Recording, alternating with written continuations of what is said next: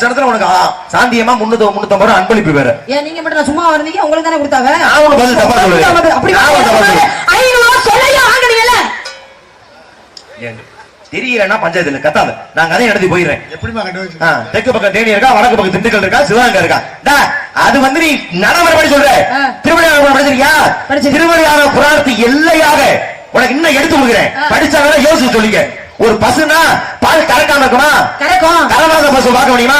பார்க்க முடியாது. அது ஒரு எல்லை. பிள்ளைராத யானை பார்க்க முடியுமா? பார்க்க முடியாது. அது ஒரு எல்லை.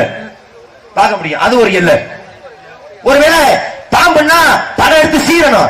சீராத நாகத்தை பார்க்க முடியுமா? பார்க்க முடியாது. பார்க்கலாம். அது ஒரு எல்லை. குயில்னா கூவாம இருக்குமா? குயிலா கூவும். ஆனா கூவாத குயில் அது ஒரு எல்லை. இதுதான் பாண்டி நாட்டு எல்லை. திருவள்ளுவர் புராணத்தபடி. என்ன வா மன்னர் வாயிலேயே பேசுற? இப்படி என்னத்த கேட்ட போறீங்க? இப்ப திண்டுக்கல்லாம் தேனியா உன்னை அங்கே வச்சு உன்னை சிறையை வச்சு